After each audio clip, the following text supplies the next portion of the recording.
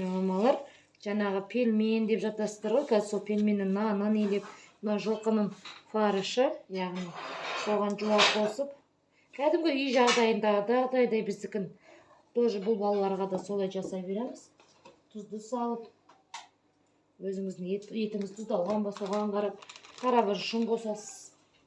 Бала қарабұрышты жақсы көрсе көбірек, тура өзімізге жасаған пельмен құсап жасай бересіздер. Қазір осы пельменнің алла бұйыртса сіздерге несін қосып берем. Бұл кішкентай средний жуа, орташа келген жуаны алып турап етке қосып, алғаш диета ұстағанда біз аглюдин 1 дейді ғой, соған негізі жылқының еті.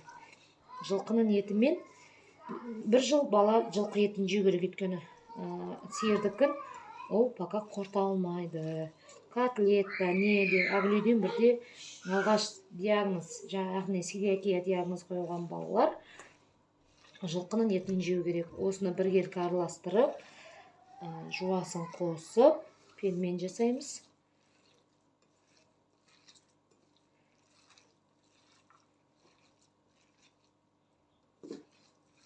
Алғаш неде жылқы еті, үйдің тауығы, жаңа қаз еті, индюк, қоянның еті болады алғашқы диетада. Сізге бұл ет көп, яғни біз молырақ жасайтын болғаннан кейін, сізге 1 кесе фарштан 1 балаға тамақ шығып тұр. Паузаға қоя тұр, қолын жуып берейін.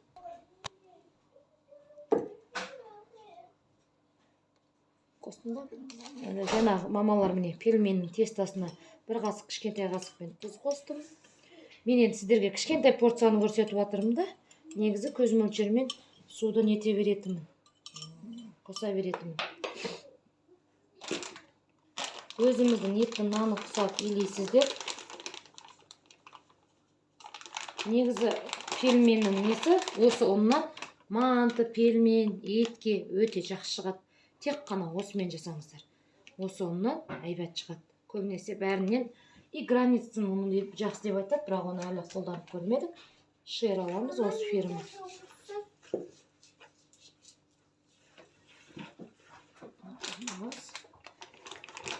Бұны жұмсақтау қыласыз. Біздік сияқты емес, қолға жабысып тұру керек негізінде. Бұл нәрсе. Әйтпесе тесті қатты болып қалады.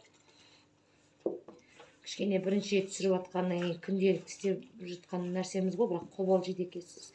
Видеоға түсіргеннен кейін сасқалақтап.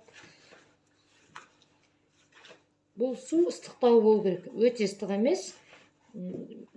Суықтан біздік сияқты емес, жылырақ болады ғой су. Тесто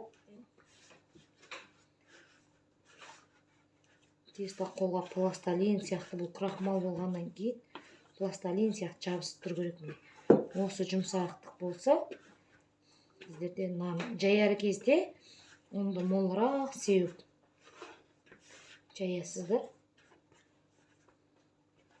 Міне, осы қолға жабысып, иштіп тұрған нанды 20 минут қойып, әбден бір келкі келгенше бассаңыз, дастарханға оны сеуіп болды. Осылай пластилин сияқты өзі жабысып тұрады, жұмсақтау болады. Қорықпай, алғашқында кішкентай күлчектермен істеп алыңыздар. Қолдарыңыз үйренгеннен кейін біздік сияқты жая бересіздер. Қазір мына нанды қойып қоям, сосын жаюын көрсетем, ферментиюін көрсетем, паузаға қоятыр. Міне мамалар, нанды жаңағы жайып көрсетейін деп тұрмын.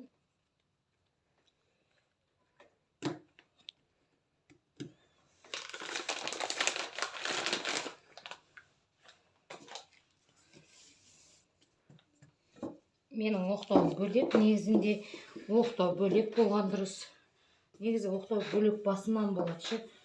Диагноз қойылғаннан бастап оқтау бөлек болады. Шамаңыз келсе ыдыстарды да бөлек ұстауға тырысыңыз.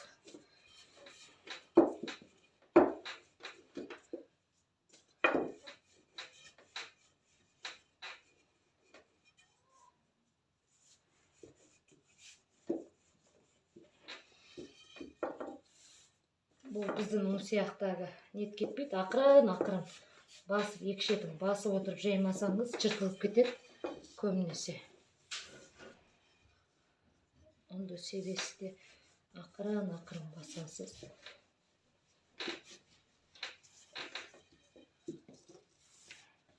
Көріңіз, ортасын басып жерсеңіз тез жұқарып кетеді.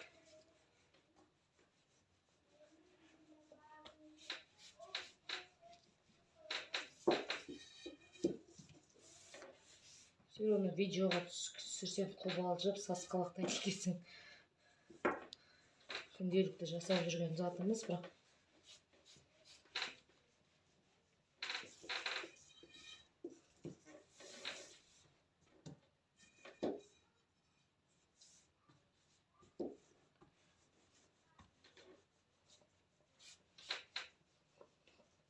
қолың жүрмей сасқалақтап бірінші рет істеп жатқандай болады екенсің.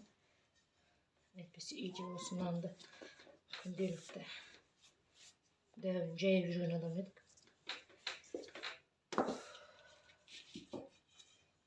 Видеода қате кемшіліктер болса ренжімеңіздер. Өйткені күнде видео түсірмегеннен кейін кішкене қобалжу болады екен.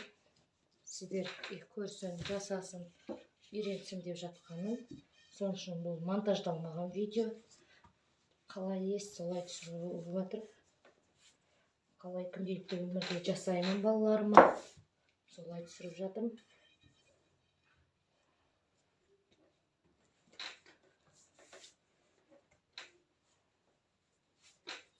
Ақырын баса берсеңіз, өзі қалпына келеді.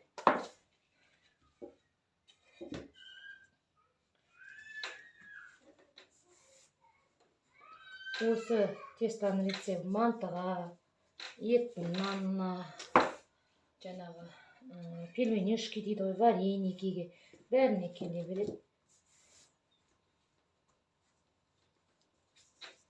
Қатты жұқартпаймыз. Бұған жұмыртқа қоссаңыздар да болады, мамалар.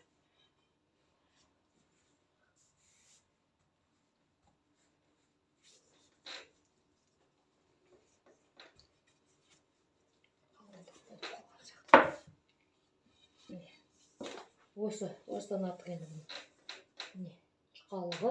Енді сіздерге пельмен чиіп көрсетемін. Көбінесе осындай стакан қолданамын.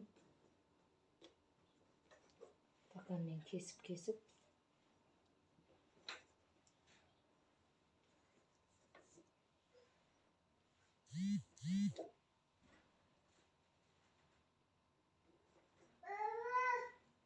Мен бұны видеоны сөйлеп түсіріп жатқаным сіздерге түсінікті болу үшін. Үй жағдайында қалай жасасақ, қалай нетсек деген мақсатта. Сондықтан мен түсіріп, қалай жасауға болатын, анық, кішкене түсінікті видео болсын деп салып жатырмын. Міне пельмен.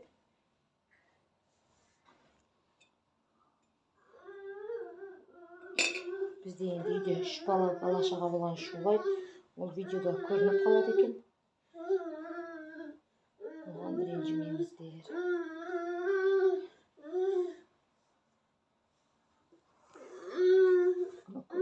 Көп сап қойсаңыздар жыртылып кетеді, мен тығыз қылмай. Көп сап қойдым, нағыз қылып. Пельмен шықты.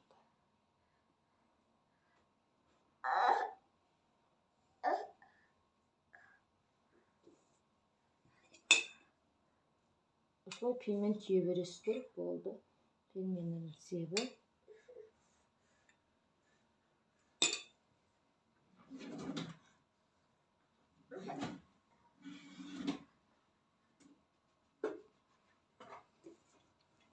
Соңғысын көрсетейін. Алла бұйыртса. Қалғанын үйден өздеріңіз жасап көрерсіздер.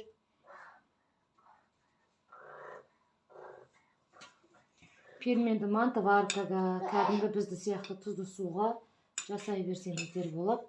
Тұзды суға қосып, өзіміздегі сияқты қылып, сулы қылып берің десеңіз, сулы қылып беріңіздер.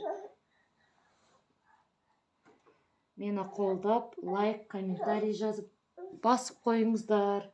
күнделікті тамағымды Алла бұйыртса сіздерге салып отырам. Тіркеліп кетіңіздер деймін. Бұл болашақта әртүрлі тағамдардың, торттардың, не нәрсенің рецебін күнделікті балаларыма не жасаймын, соның бәрін салып отыруға тырысамын. Ал енді міне осылай түйе бересіздер, кесесіздер.